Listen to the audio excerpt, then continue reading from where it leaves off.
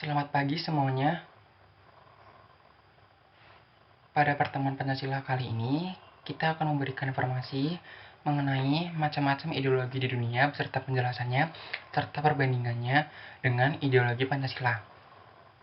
Sebelumnya perkenalan dulu nih, nama saya Heru Setiawan dari Pendidikan Biologi. Mari kita lanjut ke materinya. Yang pertama, kita harus memahami konsep pengertian dari pengertian ideologi terlebih dahulu. Secara sederhana, ideologi merupakan sebuah kumpulan ide dan gagasan. Dalam ranah yang lebih luas, ideologi ini merupakan sebuah visi ataupun misi yang telah ditata sedemikian rapi, komprehensif untuk melaksanakan ide tersebut dengan harapan sebuah negara dapat memberikan kemakmuran kesejahteraannya bagi rakyat-rakyatnya secara langsung. Berbagai macam ideologi yang ada di belahan bumi. Di antaranya yang pertama adalah ideologi Pancasila. Yang kedua ideologi kapitalisme. Yang ketiga ideologi anarkisme. Yang keempat ideologi liberalisme. Yang kelima ideologi sosialisme. Yang keenam ideologi nasionalisme. Yang ketujuh ideologi fasisme. Yang kedelapan ideologi marxisme atau komunisme. Yang terakhir adalah ideologi agama. Untuk yang pertama, ideologi Pancasila.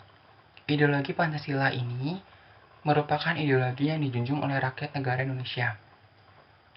Karena nilai-nilai yang terkandung di dalam Pancasila merupakan nilai-nilai yang telah dihormati secara luhur. Poin-poinnya ini selalu dijaga oleh masyarakatnya untuk menciptakan masyarakat yang bersatu dari masyarakat-masyarakat Indonesia yang bersifat majemuk. Yang kedua, ideologi komunisme. Ideologi komunisme diperkenalkan pertama kali oleh tokoh Karl dan juga dikembangkan oleh tokoh yang kedua adalah Friedrich Engels, di mana fokus utama dari ideologi komunisme ini adalah untuk memperjuangkan semua hak kelas sosial yang ada di dalam masyarakat menjadi kelas sosial yang sama tanpa adanya perbedaan sesuai dengan hak kewajiban dari negara tersebut. Tumbuhnya ideologi komunisme ini akan menyebabkan sebuah negara tanpa dilandasinya suatu agama. Karena negara yang memahami anut ideologi komunisme ini beranggapan bahwa sebuah agama merupakan penghambat bagi kemajuan negara terkait.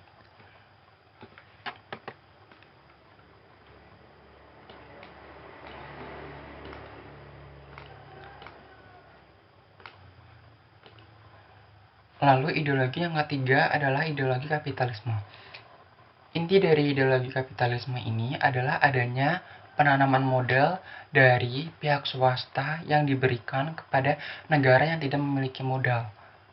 Sehingga negara yang memiliki modal ini akan mendapatkan keuntungan yang lebih besar daripada negara yang ditanami modal tersebut. Karena apa? Negara yang tidak memiliki kekuasaan atau negara yang diberikan modal oleh negara swasta ini berperan sebagai pengawasnya saja. Jadi, paham ideologi kapitalisme ini lebih menguntungkan kepada negara-negara yang lebih kaya. Ideologi yang keempat adalah ideologi anarkisme.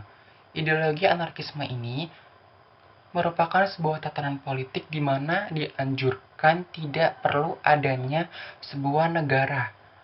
Karena tindakan yang berada di negara ini bersifat sukarelawan dan mengatur dirinya sendiri tanpa adanya hierarki yang jelas, sehingga negara dianggap sebagai suatu penghambat kemajuan dari individu-individu terkait. Ideologi yang kelima adalah ideologi liberalisme. Ideologi liberalisme ini didasarkan pada kebebasan, baik kebebasan dalam hal pandangan politik, bahkan agama pun, sehingga sering terjadi munculnya konflik di negara terkait. Ideologi yang keenam adalah ideologi sosialisme. Ideologi sosialisme ini lebih mengutamakan kepentingan dan kepemilikan segala sesuatu secara bersamaan. Tidak ada yang namanya sifat keindividuan. Istilah sosialisme ini telah muncul pada abad ke-19 di Perancis. Ideologi yang ketujuh adalah ideologi fasisme. Ideologi fasisme ini sangat keras, karena ideologi ini ingin mengatur segala aspek kehidupannya, mulai dari sosial, politik, budaya, ekonomi, dan hal yang lainnya, hanya berdasarkan satu partai saja, sehingga sistem hierarki yang ada di negara ini sangat kacau. Semua hasil keputusan hanya diserahkan kepada seorang pemimpin yang bersifat diktator ataupun otoriter. Untuk ideologi yang kedelapan adalah ideologi nasionalisme. Ideologi nasionalisme ini merupakan ideologi yang memahami betul bahwa kedaulatan negara menjadi hal yang sangat mutlak, di mana untuk mencapainya ini, hal tersebut harus dilakukan secara bekerja sama atas orang-orang yang memiliki kepentingan dan tekad yang sama. Untuk ideologi yang terakhir adalah ideologi agama.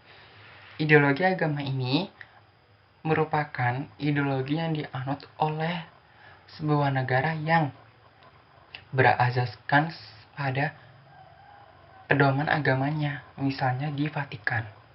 Sekian dari saya, dan untuk materi selanjutnya akan dijelaskan oleh teman-teman saya. Terima kasih.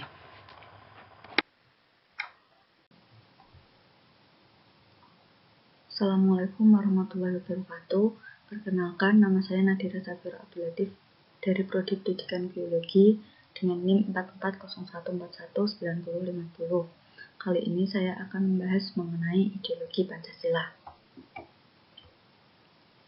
Ideologi Pancasila telah disepakati oleh para pendiri bangsa sebagai landasan dasar negara Indonesia. Oleh karena itu, ideologi Pancasila dapat diartikan sebagai seperangkat ide atau cita-cita yang menentukan keyakinan dan cara berpikir untuk mewujudkan suatu tujuan dengan berlandaskan pada 5 sila dalam Pancasila. Poin penting yang perlu kita garis bawah di sini yaitu berlandaskan pada 5 sila dalam Pancasila. Ideologi berada pada tataran ide, cita-cita, dan gagasan.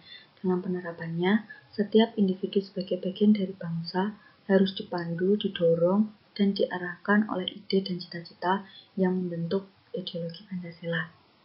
Singkatnya, karena Pancasila telah dipilih sebagai ideologi bangsa Indonesia, oleh karena itu setiap warga negaranya harus bertindak sesuai dengan nilai-nilai yang terkandung di dalam Pancasila.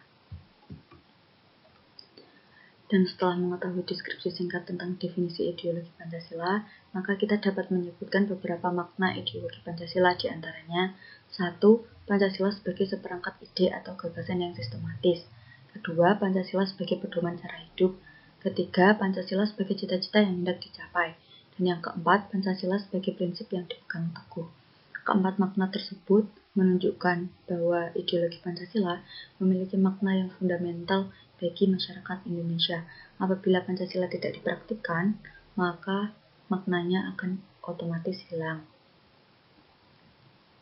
Pokok-pokok yang akan dibahas kali ini adalah ciri-ciri ideologi Pancasila, nilai-nilai ideologi Pancasila, 3 dimensi ideologi Pancasila, dan fungsi ideologi Pancasila.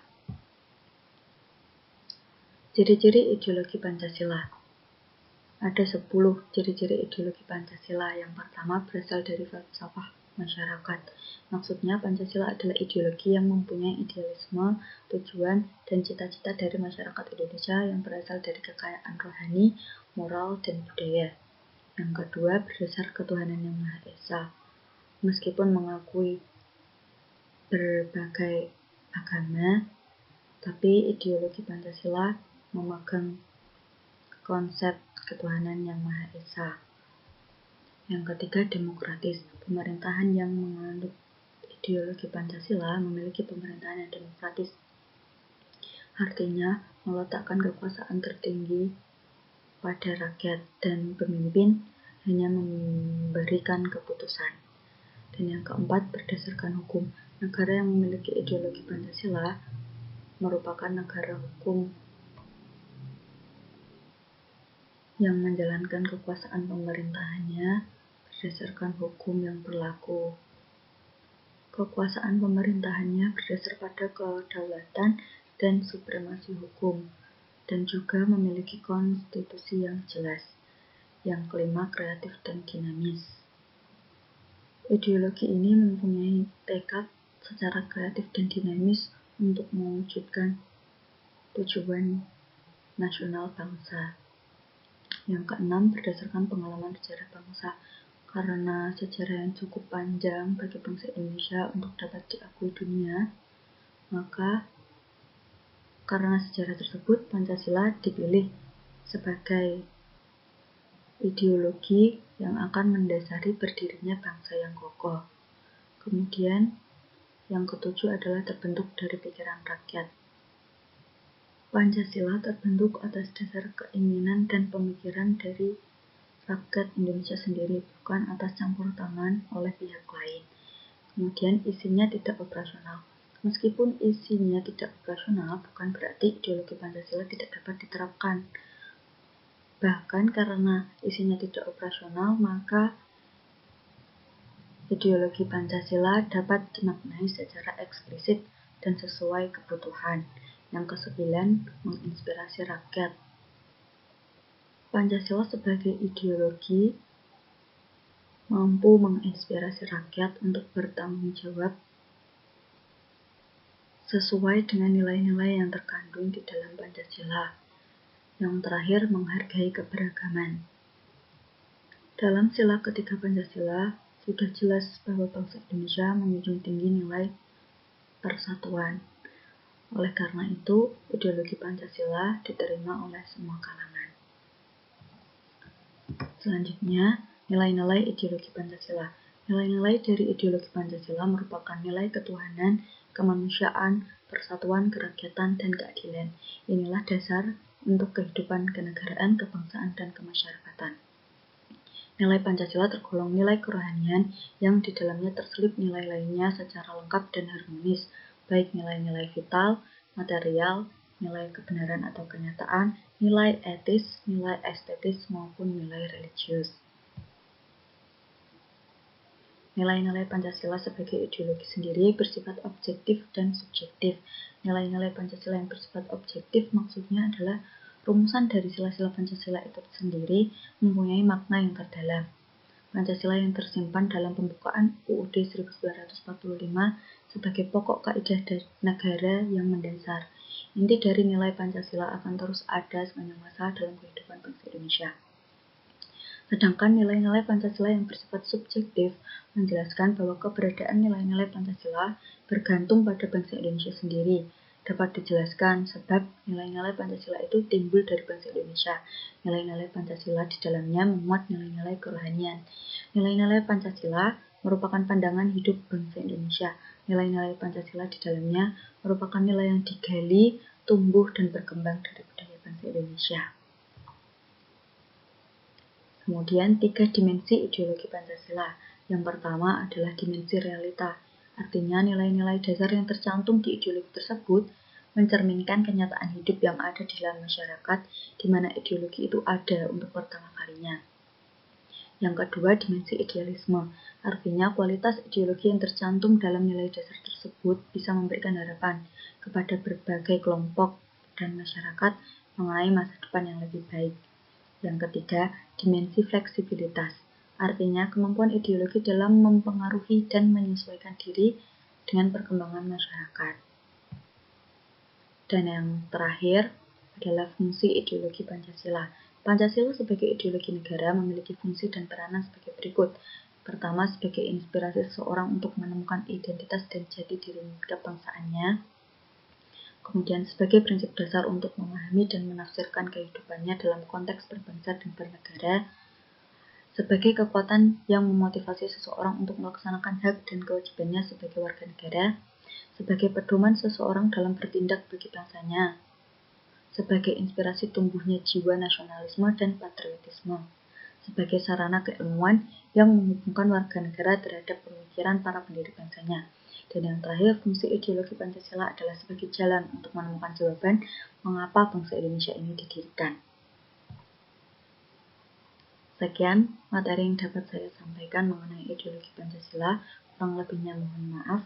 Terima kasih. Wassalamualaikum warahmatullahi wabarakatuh.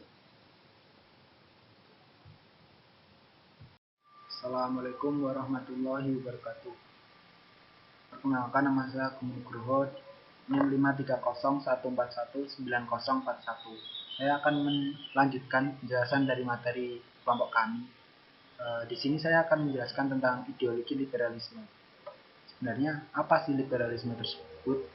Liberalisme itu berasal dari kata liberal, yang berasal dari kata bebas, yang berarti bebas, dapat ditambahkan atau ditambahkan isme yang berarti faktor. Jadi dari kedua kata tersebut dapat ditafsirkan liberalisme merupakan suatu faktor yang dapat menciptakan adanya sifat kebebasan. Kemudian arti dari liberalisme tersebut adalah kecenderungan kepada suatu ideologi politik dan ekonomi yang berprinsip penting akan pentingnya kebebasan individu, hubungan damai serta teratur antar individu. Nah, di sini penemu dari liberalisme ada dari dua faktor ya, dari ideologi politik dan ekonomi. Untuk politiknya yang menemukan adalah John Locke dan Hobbes, yang sering atau terkenal dengan konsep state of nature. Yang kemudian yang untuk dari ideologi ekonominya itu yang menemukan adalah Adam Smith. Untuk negara-negara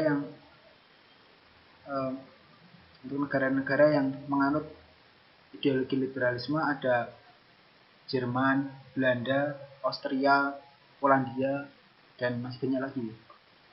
Dan untuk prinsip-prinsip liberalisme, yang pertama, pengakuan terhadap hak-hak asasi warga negara. Yang kedua, memungkinkan tegaknya tertib masyarakat dan negara atas supremasi hukum. Yang ketiga, memungkinkan lahirnya pemerintah yang demokratis. Yang keempat, penolakan terhadap pemerintah yang totaliter. Kemudian, ciri-ciri dari liberalisme. Ciri-ciri dari liberalisme yaitu berhak mendapatkan perlakuan yang sama. Kemudian, serta setiap individu memiliki kesempatan yang sama. Ketiga, hak negara hanya sebagai alat untuk warganya. Kemudian yang tiga, ada hukum, dan ada hukum harus ditetapkan. Yang kemudian tidak menerima ajaran dogmatisme. Pemerintah ditentukan dengan persetujuan. Itu adalah ciri-ciri dari liberalisme. Dan kelebihan dan kekurangan liberalisme. Kekurangan, orang kaya akan semakin kaya dan orang miskin akan semakin miskin. Kenapa? Karena ya tadi semua setara tuh. Jadi tergantung dari usaha kita sendiri. Kemudian pemerintah mengalami kesulitan dalam mendistribusikan pendapatan secara merata karena persaingan bersifat bebas. Karena tidak ada penekanan atau kuasa pemerintah untuk menekan persaingan tersebut. Dapat melibatkan dalam keberadaan kelompok masyarakat yang menganggap diri mereka lebih tinggi dari kelompok lain, atau seperti ada klaster gitu dalam masyarakat, karena ya tadi orang yang semakin kaya akan semakin kaya dan orang yang miskin akan semakin miskin. Dan kehadiran pers sektor swasta yang dapat menyulitkan pemerintah untuk menerapkan pembatasan dan kontrol. Dan kemudian keberadaan monopoli yang diberikan orang kaya terhadap orang kecil atau orang miskin dapat membahayakan komunitas kecil atau mematikan mematikan usaha-usaha dari orang kecil tersebut. Dan kelebihannya dapat mendorong pada masyarakat untuk dapat berevolusi, mengembangkan kreativitas dan tidak ada batasan antar individu karena tergantung dari usaha kita dan juga tergantung dari ayah kita, karena kalau kaya ya semakin kaya, kalau miskin ya semakin miskin dalam ideologi ini. Dan terdapat persaingan antara individu sehingga dalam individu dapat berkembang dengan baik dan menghasilkan sebuah produk yang dapat berkualitas begitu tinggi. Setiap orang mempunyai hak yang sama di bidang sosial, ekonomi, politik, agama, dan budaya. Jadi hak di sini sama, setiap warga negaranya sama di bidang baik di bidang sosial, ekonomi, politik, agama maupun budaya. Dan di bidang ekonomi begitu sangat maju karena pada negara yang menganut ideologi liberalisme dapat mencari suatu keuntungan. Kemudian yang terakhir, tidak ada paksaan untuk mengikuti dan memilih partai politik oleh negara ini. Nah, dan nilai-nilai dari liberalisme tersebut. Ada 3 hal yang mendasari dari ideologi liberalisme, yakni kehidupan atau life, kebebasan atau liberty, dan juga hak milik atau property. Nah, dari 3 sumber tersebut ada nilai pokok atau nilai dasar dari liberalisme. Yang pertama, kesempatan yang sama. Yang kedua, penyelesaian masalah-masalah yang dihadapi baik dalam kehidupan politik, sosial, ekonomi, dan kebudayaan, dan juga kenegaraan dilakukan secara diskusi dan dilaksanakan dengan persetujuan di mana hal ini sangat penting untuk menghilangkan egoisme individu. Dan pemerintah harus mendapat persetujuan dari yang diperintah. Pemerintah tidak boleh bertindak menurut kehendaknya sendiri, tetapi harus bertindak untuk menurut kehendak rakyat. Nah, di sini pemerintah harus mendapat persetujuan, maksudnya ya persetujuan dari rakyatnya. Kemudian berjalannya hukum, fungsi negara adalah membela dan mengabdi kepada rakyat. Kemudian selanjutnya yang menjadi pemusatan kepentingan adalah individu. Negara hanyalah alat. Jadi kepentingan individu lebih penting daripada kepentingan rakyat, daripada kepentingan negara. Dalam liberalisme tidak dapat menerima ajaran dogmatisme. Perbandingan liberal dengan Pancasila. Di sini saya ada 2 itu. Di sini dari sisi liberalisme dan juga dari sisi Pancasila. Ini yang pertama, negara sebagai penjaga malam. Rakyat atau warganya mempunyai kebebasan untuk bertindak apa saja asal tidak melanggar tertib hukum. Itu dari liberalisme. Kemudian yang kedua, liberalisme juga mementingkan kepentingan dan hak warga negara lebih diutamakan daripada kepentingan negara. Negara didirikan untuk menjamin kebebasan dan kepentingan warga negaranya. Dan yang terakhir, negara tidak mencampuri urusan agama. Agama menjadi urusan pribadi setiap warga negara, dan warga bebas beragama tetapi juga bebas tidak beragama atau ateis gitu. Sementara untuk di ideologi Pancasila atau ideologi yang kita anut, hubungan antara warga negara dengan negara seimbang. Tidak ada arti tidak apa artinya seimbang gitu. Artinya tidak mengutamakan negara tetapi juga tidak mengutamakan warga negara. Di sini sama-sama penting, sama-sama membantu gitu. Kepentingan negara dan kepentingan warga sama-sama dipentingkan. Kemudian agama erat hubungannya dengan negara. Setiap warga negara dijamin pula kebebasannya untuk memilih salah satu agama yang ada. Maksudnya agama dalam negara ini dijamin oleh negara dan diakui oleh pemerintah. Bebas warganya untuk beragama, memilih agama apapun, asalkan tidak ateis atau tidak mempunyai Tuhan, itu tidak beragama. Itu tidak diperbolehkan dalam ideologi Pancasila. Itu perbedaan dari Pancasila dan juga liberalisme. Sekian dari saya. Maaf bila salah. Wassalamualaikum warahmatullahi wabarakatuh. Assalamualaikum warahmatullahi wabarakatuh. Perkenalkan, nama saya Faika Febitiara dengan NIM 440141917. Di sini saya akan melanjutkan presentasi, yaitu tentang ideologi komunisme. Pertama, pengertiannya. Apa itu ideologi komunisme? Ideologi komunis adalah suatu paham yang mendahulukan kepentingan umum di atas kepentingan pribadi dan golongan. Paham komunis juga menyatakan semua hal dan sesuatu yang ada di suatu negara dikuasai secara mutlak oleh negara tersebut. Pertama kali diterbitkan pada tanggal 21 Februari 1848. Selanjutnya ada ciri-ciri. Ciri-ciri ideologi komunisme. Yang pertama, negara dan hukum akan lenyap karena tidak lagi diperlukan. Lalu yang kedua, kekayaan alam serta berbagai alat produksi adalah kepunyaan pemerintah sepenuhnya serta kepemilikan individu tidak diakui. selain pakaian, perabotan, dan juga upah. Lalu yang ketiga, sifat dari paham ini yaitu ateis. Ateis itu bisa dikatakan bahwa dia sama sekali tidak mempercayai adanya Tuhan. Lalu yang keempat, semua hal milik rakyat adalah kekuasaan pemerintah. Selanjutnya hanya ada satu partai dalam sistem politiknya, yaitu Partai Komunis. Lalu, kurang menghargai manusia sebagai individu. Dibuktikan dengan ajaran yang tidak mengizinkan seseorang menguasai alat-alat produksi. Selanjutnya ada tujuan. Apa itu tujuannya?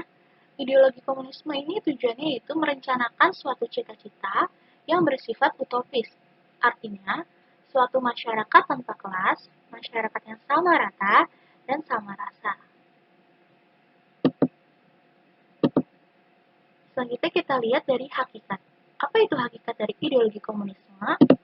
Kita lihat di sini, yaitu bercorak partikuler, yang artinya suatu ideologi yang hanya membela dan diperuntukkan suatu golongan tertentu, yaitu golongan proletar. Lalu ada bersifat kosmopolitisme, yang artinya mengembangkan hegemonia ke seluruh dunia, menyerukan kepada kaum buruh di seluruh dunia untuk bersatu memerangi kaum kapitalis dan agama.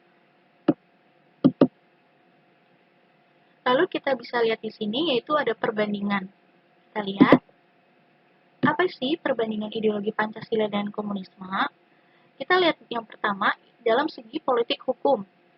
Pancasila, demokrasinya Pancasila, hukumnya itu menjunjung tinggi keadilan dan keberadaan individu dan masyarakat. Sedangkan komunisme, yaitu demokrasi rakyat, berkuasa mutlak satu parpol, hukum untuk politik. Lalu, dari segi ekonomi, kita lihat Pancasila. Peran negara ada untuk tidak terjadi monopoli dan lain-lain yang merugikan rakyat. Lalu, sedangkan komunisme, peran negaranya dominan demi kolektivitas, berarti demi negara, monopoli negara. Selanjutnya, kita lihat dalam segi agama. Pancasila, di mana Pancasila ini bebas memilih agama harus menjiwai dalam kehidupan bermasyarakat, berbangsa, dan bernegara. Sedangkan komunisme, itu agama harus dijauhkan dari masyarakat, dan biasanya masyarakat ini bersifat ateis. Lalu selanjutnya adalah dalam segi pandangan terhadap individu dan masyarakat, di mana Pancasila itu individu yang diakui keberadaannya, hubungan individu dan masyarakat dilandasi 3S, yaitu selaras, serasi, dan seimbang. Lalu sedangkan komunisme, di mana individu ini tidak penting, masyarakat tidak penting, kolektivitas yang dibentuk negara itu lebih penting. Untuk segi lainnya, Pancasila dan melindungi, mengakui baik hak-hak individu maupun hak masyarakat, baik di bidang ekonomi maupun politik. Yang kedua, Pancasila itu mengakui hak-hak milik pribadi dan hak umum. Dalam komunis, menyerahkan semua yang dimiliki individu pada negara. Yang ketiga, itu Pancasila mengakui secara selaras baik kolektivisme maupun individualisme. Sedangkan komunis hanya mengakui kolektivisme. Yang keempat, Pancasila bukan hanya mengembangkan demokrasi politik semata, seperti dalam ideologi liberal dan kapitalis, tetapi juga demokrasi ekonomi dengan asas kekeluargaan. Lalu yang kelima, Pancasila memberikan kebebasan individu secara bertanggung jawab selaras dengan kepentingan sosial. Yang keenam, Pancasila dilandasi dengan nilai ketuhanan, religius. Komunisme mengagung-agungkan material atau disebut juga dengan materialisme dan kurang menghiraukan imaterial religi. Kita lihat negara. Negara mana sih yang masih menganut ideologi komunisme? Meski paham komunisme ini sudah ditinggalkan banyak orang, tetapi masih ada beberapa negara yang memang setia dengan paham ini. Kita lihat dari Vietnam pertama, yaitu sistem politik Vietnam itu menganut paham komunis, namun sistem perekonomiannya sudah mulai kapitalis. Lalu yang kedua, Cina. Cina itu mesti secara ekonomi sudah semi-liberal dan kapitalistik, namun sistem politiknya masih komunis. Lalu kita lihat yang Kuba. Kuba mulai menganut konstitusi berlandaskan paham Marxis, Lenin, Engels, dan John Smart pada tahun 1992. Lalu yang keempat itu ada Korea Utara, negara pimpinan Kim Jong-un. Ini pun menganut ideologi komunis secara turun-temurun. Lalu yang terakhir ada Laos, di mana negara yang masuk kawasan ASEAN ini pun menganut paham komunis hingga sekarang. Oke, sekian yang dapat saya sampaikan, kurang lebihnya mohon maaf. Terima kasih.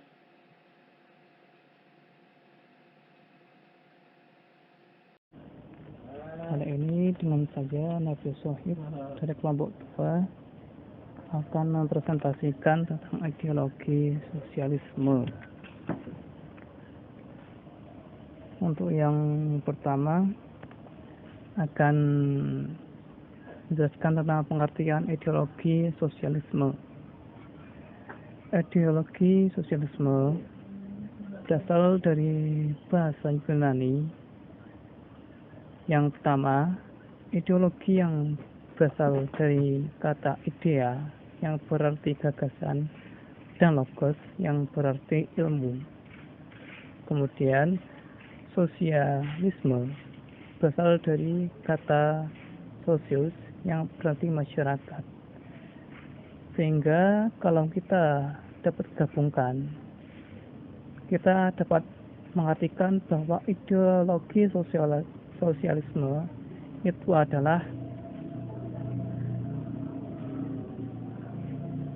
paham yang dibentuk untuk memakmurkan masyarakat secara kolektif dan produktif dengan membatasi hak milik pribadi.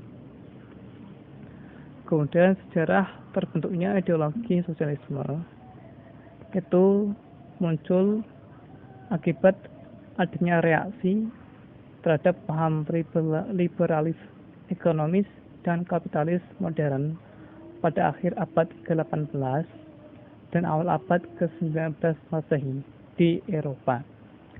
Paham sosialis muncul setelah terjadinya revolusi industri di Inggris yang telah menyebabkan terjadinya ketimpangan antara golongan borjuis atau majikan dengan golongan proletar atau kaum buruh. Golongan borjuis telah menguasai alat produksi karena penguasaan modal tertimbun kepada mereka.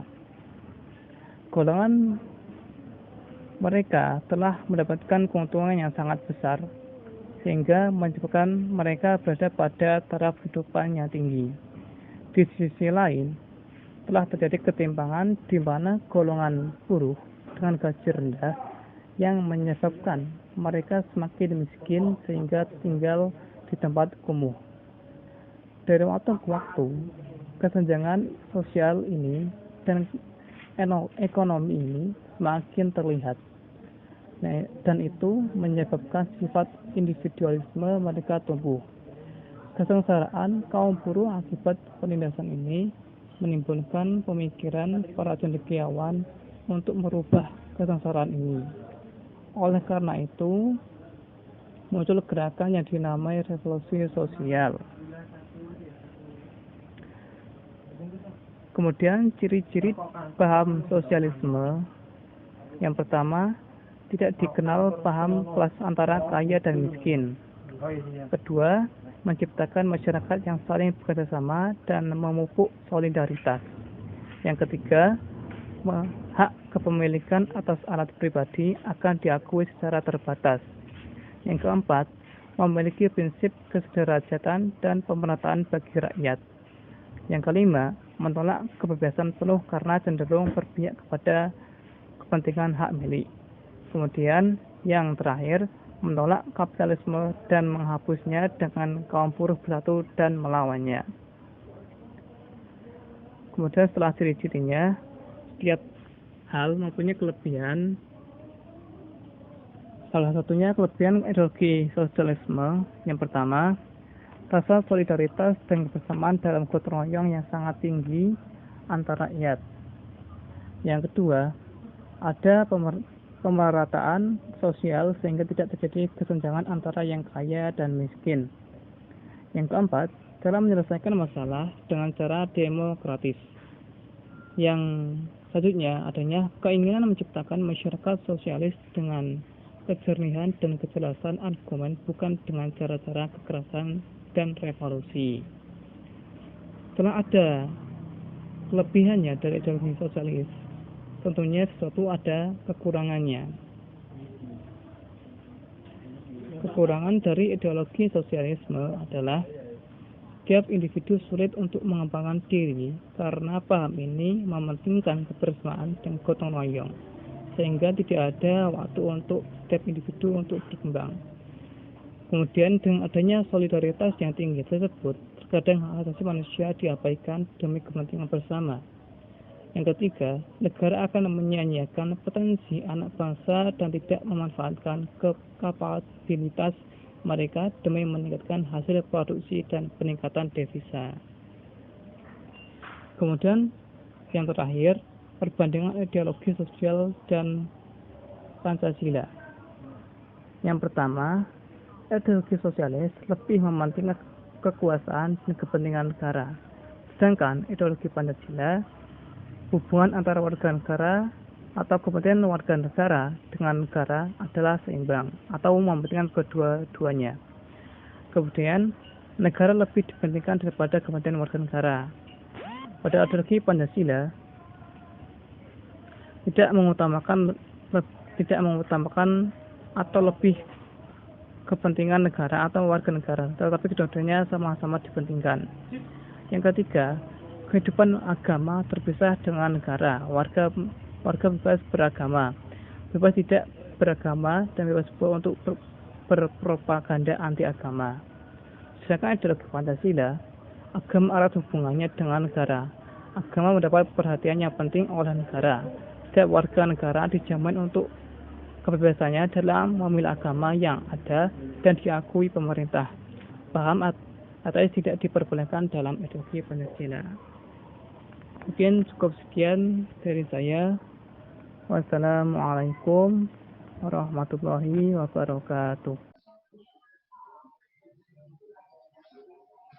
Assalamualaikum warahmatullahi wabarakatuh. Perkenalkan, nama saya Era Erlita dengan NIM 4401419014 dari kelompok 2. Ingin melanjutkan pembahasan yang diberikan oleh teman saya, yaitu selanjutnya ideologi Marxisme.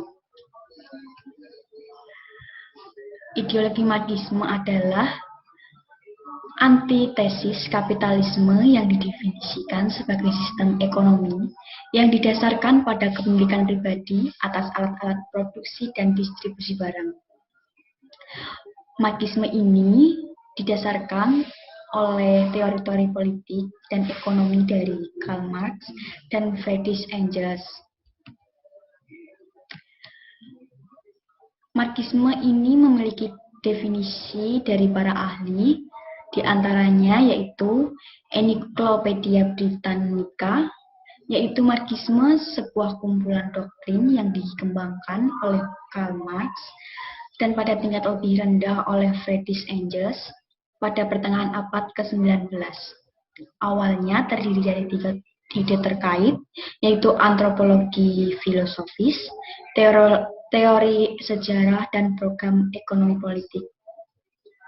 Ada juga Marxisme sebagaimana telah dipahami dan dipraktikkan oleh berbagai gerakan sosialis, khususnya sebelum tahun 1914.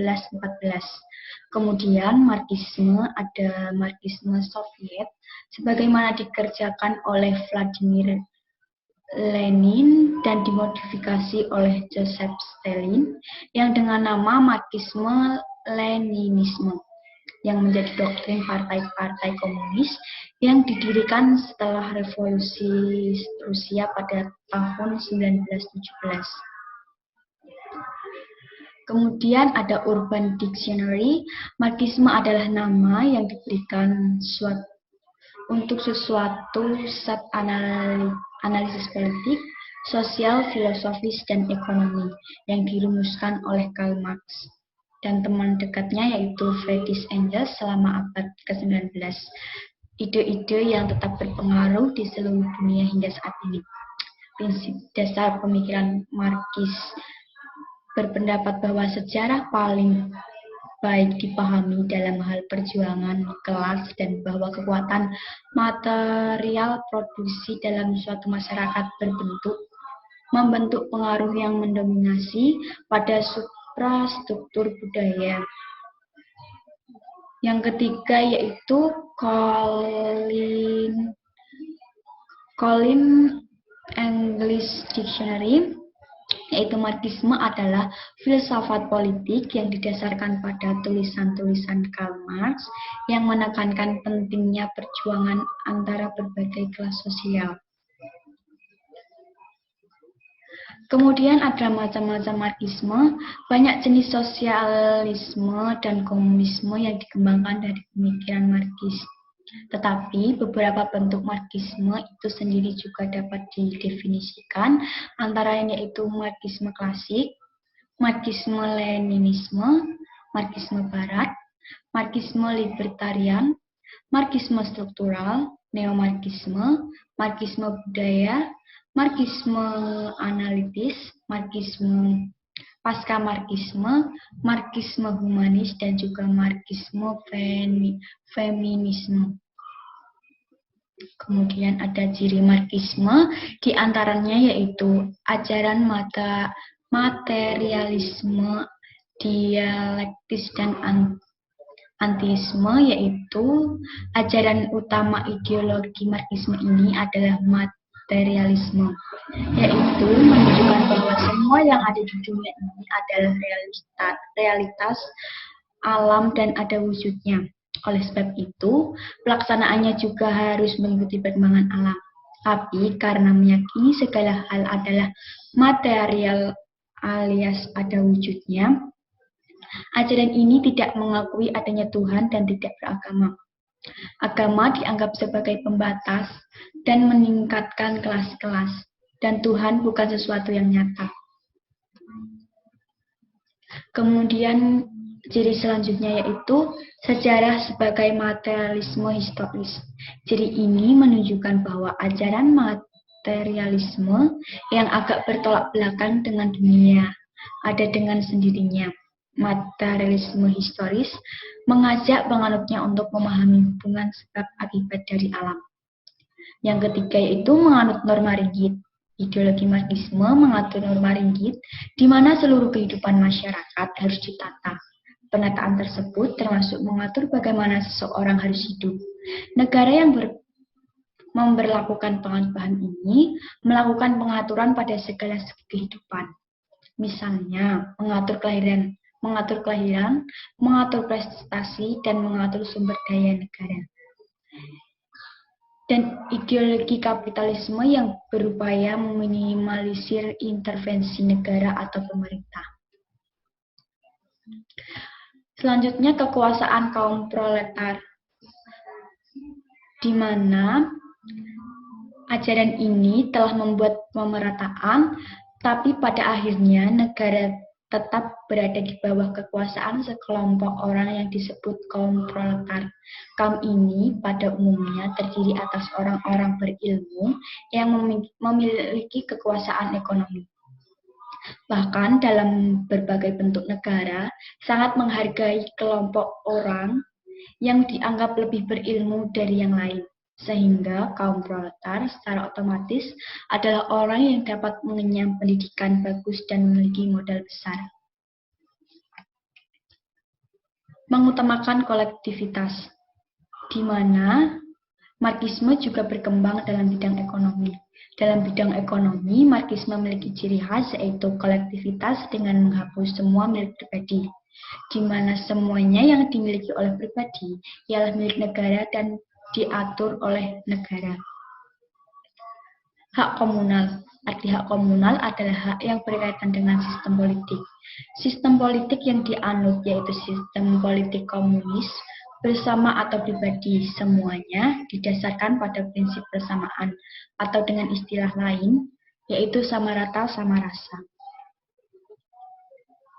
Dari hal yang telah saya sampaikan sebelumnya, Marxisme memiliki dampak mendalam pada budaya kontemporer. komunisme modern didasarkan pada paham ini. Dan sebagian besar teori sosialis modern juga berasal dari Marxisme tersebut. Ini juga memiliki efek luar biasa pada akademisi, mempengaruhi disiplin ilmu dari ekonomi ke filsafat dan sejarah sastra. Ide Karl Marx dan Friedrich Engels tentang komunis memicu revolusi di seluruh dunia. Beberapa yang paling terkenal adalah kudeta Lenin dari Perang Rusia, Revolusi Tiongkok Mao Zedong Lenin, dan yang lainnya. Namun para pemimpin ini memiliki bentuk komunisme sendiri, bukan murni ide komunisme Marx. Terlepas dari apapun mereka, masih banyak pendapat pengaruh dari Karl Marx. Sekian yang bisa saya sampaikan. Mohon maaf apabila ada salah kata atau salah pengucapan. Mungkin sekian dari saya. Terima kasih. Wassalamualaikum warahmatullahi wabarakatuh. Assalamualaikum warahmatullahi wabarakatuh. Perkenalkan, saya Cynthia Hoirunisa dengan NIM 440141929 akan menjelaskan ideologi fasisme lalu membandingkannya dengan ideologi Pancasila. Pada minggu lalu, kelompok 1 telah membahas mengenai ideologi fasisme ini. Sekarang, saya akan mengulas lebih lanjut mengenai ideologi fasisme, kemudian membandingkannya dengan ideologi yang kita miliki, yaitu ideologi Pancasila. Ideologi fasisme muncul dan berkembang di Eropa dalam kurun waktu di antara dua perang dunia. Kaum fasisme menganggap bahwa negara merupakan komunitas organik yang membutuhkan kepemimpinan yang kuat, perasaan memiliki identitas yang tunggal, serta beranggapan bahwa kekerasan dan perang melawan musuh diperlukan untuk menjaga vitalitas bangsa tetap kuat. Pada ideologi ini menolak pembagian sosial berdasarkan kelas ekonomi ataupun perjuangan berbasis kelas. Kemudian, pada ideologi fasisme ini, kekuasaan dipegang oleh pemerintah yang dapat berupa koalisi sipil, militer, ataupun partai yang berkuasa pada saat itu. Rakyat diperintah secara intimidasi agar selalu patuh terhadap pemerintah. Mereka beranggapan bahwa negara merupakan perwujudan tertinggi dari bangsa. Oleh karena itu, kepentingan individu harus dikesampingkan demi terwujudnya kekuatan dan kemuliaan negara. Pemerintah memiliki hak untuk melakukan pengawasan dan mengatur segala aktivitas para anggotanya. Berbeda dengan ideologi Pancasila. Ideologi Pancasila lahir dari realitas sosial budaya masyarakatnya. Nilai-nilai dan cita-cita yang terkandung dalam Pancasila digali dari kekayaan adat istiadat, budaya, serta spiritual masyarakatnya. Ideologi Pancasila ini bersifat terbuka. Artinya, ideologi ini menerima reformasi atau dapat dikatakan secara dimensi fleksibilitas bahwa nilai-nilai yang terkandung dalam Pancasila ini dapat dijabarkan secara kontekstual untuk mengikuti perkembangan dan dinamika masyarakat. Tentunya harus sesuai dengan nilai-nilai dasar yang terkandung dalam Pancasila pula. Tidak boleh bertolak belakang dengan Pancasila. Kemudian, ideologi Pancasila ini bersifat menyeluruh dan tidak memihak kepada golongan tertentu. Peranan pemerintah di sini, pemerintah bertanggung jawab terhadap masyarakat, yaitu sebagai pengemban amanah masyarakat. Ketika dibandingkan, tentunya sudah jelas ya bahwa terdapat perbandingan yang jelas antara fasisme dan ideologi Pancasila. Dalam fasisme cenderung ke nasionalisme, imperialisme, artinya pemerintah sedikit bersifat memaksa terhadap masyarakatnya. Berbeda dengan ideologi Pancasila yang bersifat terbuka, artinya masyarakat juga memiliki hak untuk mengawasi jalannya pemerintahan, lalu berhak untuk mengemukakan pendapatnya apabila tidak setuju dengan suatu kebijakan tertentu. Sekian penjelasan dari saya harapkan kalian dapat mengerti atas penjelasan yang telah saya sampaikan. Apabila ada masukan, saya terima. Sekian dari saya, terima kasih. Wassalamualaikum warahmatullahi wabarakatuh.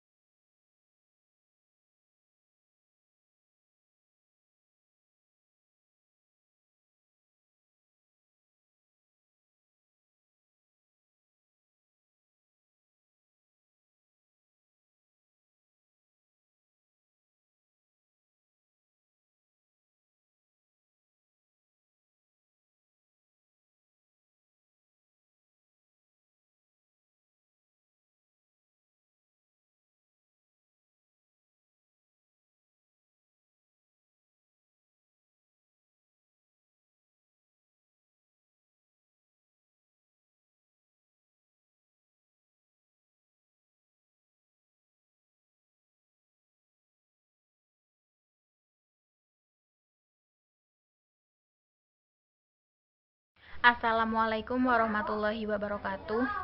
Perkenalkan, nama saya Anisatul Latifah dengan NIM 440141947 dari kelompok 2, ingin meneruskan materi yang telah disampaikan oleh teman saya. Materi yang selanjutnya yaitu penerapan ideologi Pancasila dalam kehidupan sehari-hari. Yang pertama, sila ketuhanan yang Maha Esa. Sila ketuhanan yang Maha Esa merupakan sila yang melingkupi seluruh sila di bawahnya. Contoh sila pertama Pancasila sebagai ideologi negara yang pertama yaitu menjunjung kebebasan beragama. Makna kemerdekaan makna kemerdekaan beragama bagi rakyat Indonesia begitu besar. Oleh karena itu, kita sebagai warga negara Indonesia yang baik harus senantiasa menjunjung tinggi kebebasan agama. Kita harus menghindarkan diri dari memaksa orang lain untuk masuk agama tertentu, dan kita juga harus mencegah hal tersebut agar tidak terjadi. Yang kedua yaitu bertindak sesuai dengan ajaran agama. Sejatinya di setiap agama selalu diajarkan kebaikan. Oleh karena itu, kita harus bertindak sesuai dengan agama kita yang sesuai apa yang diajarkan oleh agama kita, dan menjaga diri dan melakukan hal-hal yang dilarang oleh agama. Yang ketiga yaitu mewujudkan toleransi beragama. Toleransi merupakan sikap saling hormat menghormati antar pemeluk agama. Dengan saling menghormati antar agama, maka kedamaian akan tercipta di tengah masyarakat dan kita akan terhindar dari konflik antar agama. Contoh dari toleransi berikut yaitu mendukung kegiatan keagamaan yang ada di sekitar kita, baik dengan harta maupun dengan tenaga. Mempelajari lebih dalam mengenai agama kita dan mengajarkan apa yang kita tahu kepada orang lain. Menjaga fasilitas keagamaan yang ada atau memberikan bantuan sarana prasarana keagamaan. Yang selanjutnya yaitu sila kedua, kemanusiaan yang adil dan beradab. Contoh yang dapat kita terapkan dalam kehidupan sehari-hari, yang pertama, senantiasa menghormati orang lain. Manusia diciptakan oleh Tuhan dengan derajat yang sama. Karena itu, sudah seharusnya setiap orang saling menghormati. Menghina atau melecehkan orang lain adalah suatu bentuk pelanggaran dari sila kedua. Yang selanjutnya yaitu berani menegur sesuatu yang salah. Adanya keadilan harus ditegakkan di dunia. Maka dari itu, ketika ada sesuatu yang salah di sekitar kita harus berani menegur hal tersebut dan meluruskannya. Tentunya dengan adab yang disesuaikan dengan kondisi. Yang selanjutnya menghindari diskriminasi dalam pergaulan. Ketika kita menjadikan Pancasila sebagai ideologi, maka kita tidak akan membedakan orang-orang dalam pergaulan hanya dikarenakan oleh suku, ras, atau adat yang lain yang berbeda dengan kita. Contoh dari ini yaitu mengusahakan yang terbaik dalam membantu orang lain, melaksanakan hak sendiri dengan tidak mengganggu pelaksanaan hak orang lain, menjalankan kewajiban sebagai warga negara dengan sepenuh hati. Yang ketiga yaitu sila persatuan Indonesia. Sila Persatuan Indonesia ini merupakan perwujudan dari keinginan bangsa Indonesia untuk mencapai dan menjaga persatuan dan kesatuan di Indonesia.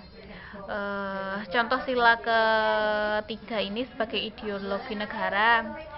Yang pertama, menghindari penyebab konflik. Seringkali konflik yang terjadi di tengah masyarakat disebabkan oleh hal sepele dan menjadi penyebab disentregasi bangsa. Oleh karena itu, kita harus sedapat mungkin menghindari penyebab konflik dan menjaga kedamaian di tengah masyarakat. Yang kedua, mendahulukan kepentingan bersama. Makna dari persatuan ini adalah adanya keterikatan. Jadi salah satu sebab persatuan adalah adanya kepentingan bersama.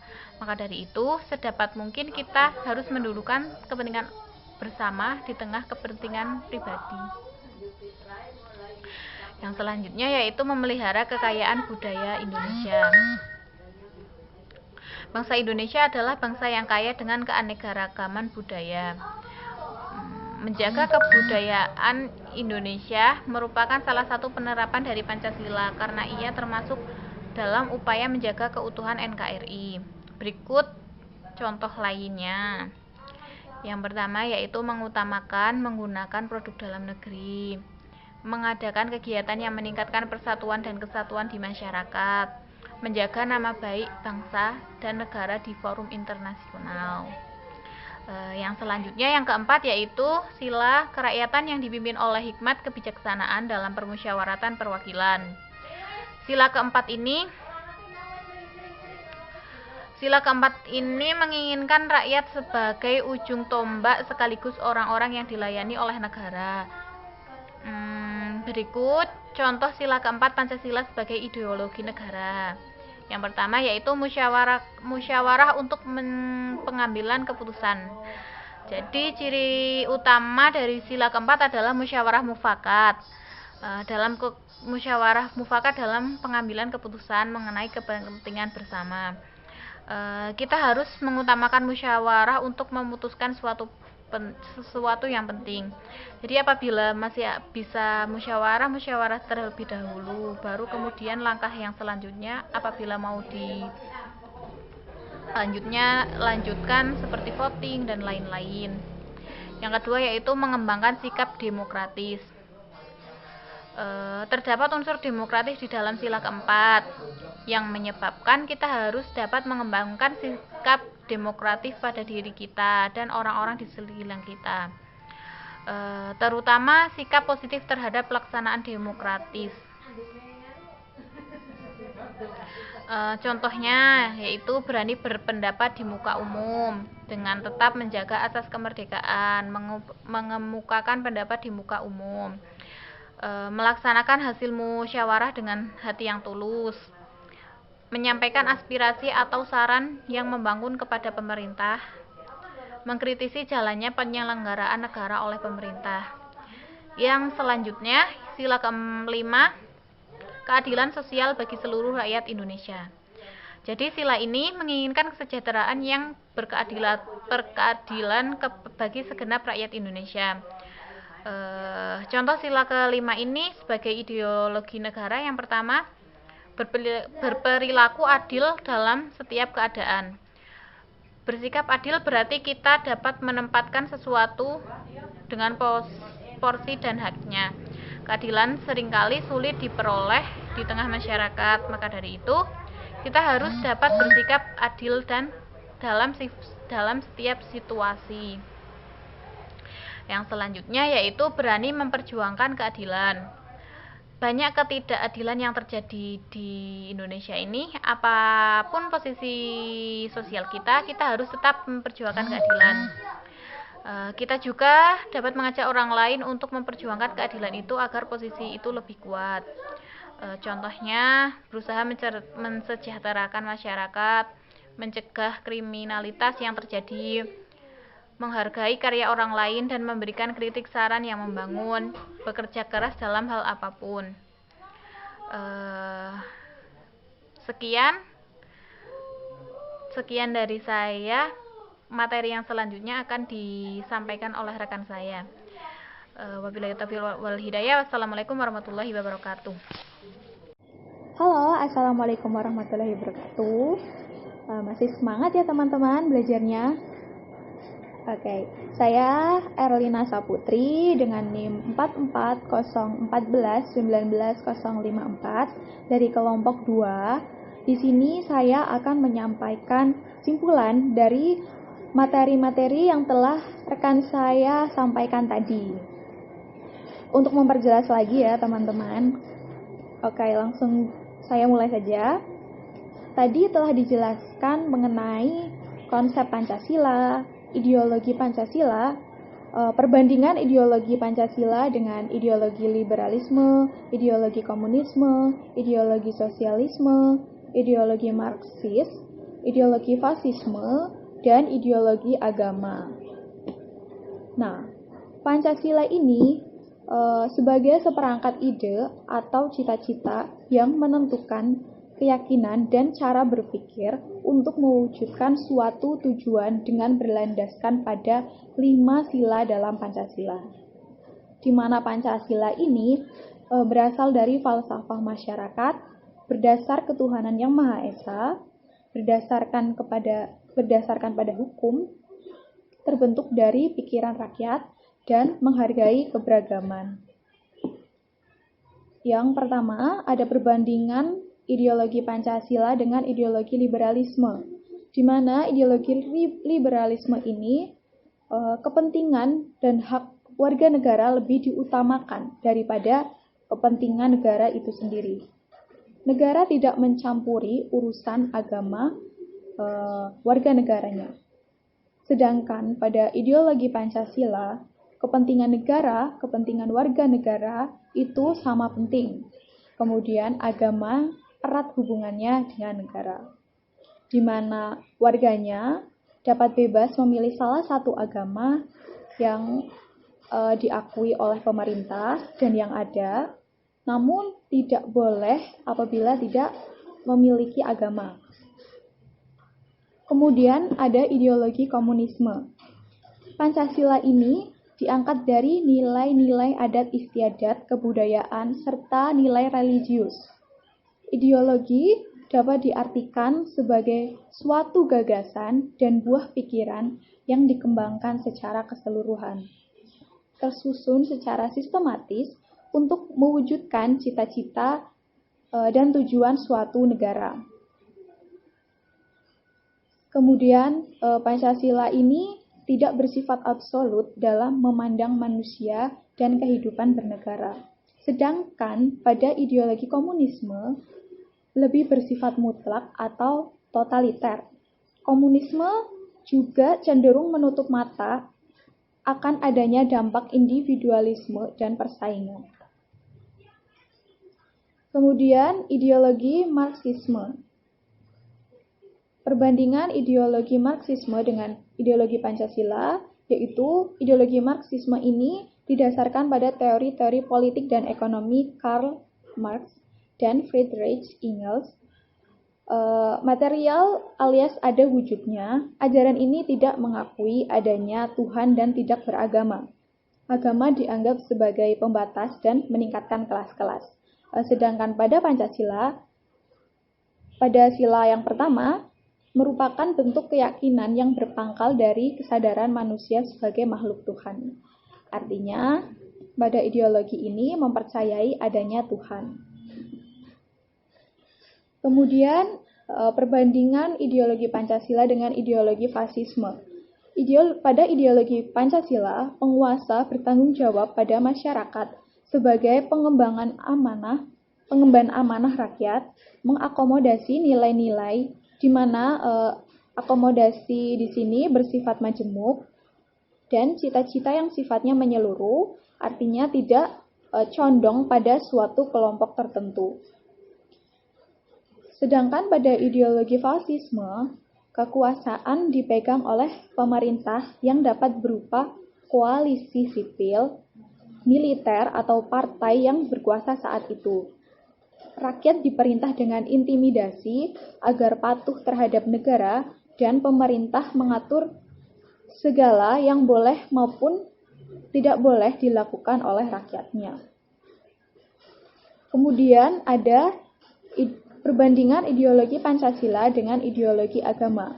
Pada ideologi agama, ideologi ini bersumber pada falsafah agama, telah disetujui dan diterbitkan dalam kitab suci agama untuk menyediakan kehidupan kelompok agar bisa sesuai dengan apa yang sudah digariskan sejak awal oleh agama tersebut. Sedangkan pada ideologi Pancasila, negara Indonesia merupakan negara majemuk yang memiliki berbagai macam agama sehingga perlu menerapkan ideologi Pancasila. Kemudian ada ideologi sosialisme. Perbandingan ideologi sosialisme dengan Pancasila ini, pada ideologi Pancasila tidak mengutamakan kepentingan negara atau warga negara, tetapi keduanya sama-sama pentingnya. Agama erat hubungannya dengan negara. Setiap warga negara dijamin kebebasannya dalam memilih agama yang ada dan diakui pemerintah. Paham ateis tidak diperbolehkan. Kemudian pada ideologi sosialisme lebih mementingkan kekuasaan dan kepentingan negara. Berbeda dengan liberalisme tadi, di mana liberalisme itu mementingkan kepentingan warga negaranya. Kemudian pada ideologi sosialisme ini, kehidupan agama terpisah dengan negara. warga bebas beragama, bebas tidak beragama, dan bebas pula untuk propaganda anti agama. Nah, teman-teman, Pancasila ini tersimpan dalam pembukaan Undang-Undang Dasar 1945 sebagai pokok kaidah negara yang mendasar. Inti dari nilai Pancasila akan terus ada sepanjang masa dalam kehidupan bangsa Indonesia. Demikian tadi yang dapat saya sampaikan dan rekan-rekan saya sampaikan. Apabila ada kesalahan, kami mohon maaf yang sebesar-besarnya. Semoga dapat bermanfaat untuk teman-teman semua. Terima kasih. Wassalamualaikum warahmatullahi wabarakatuh.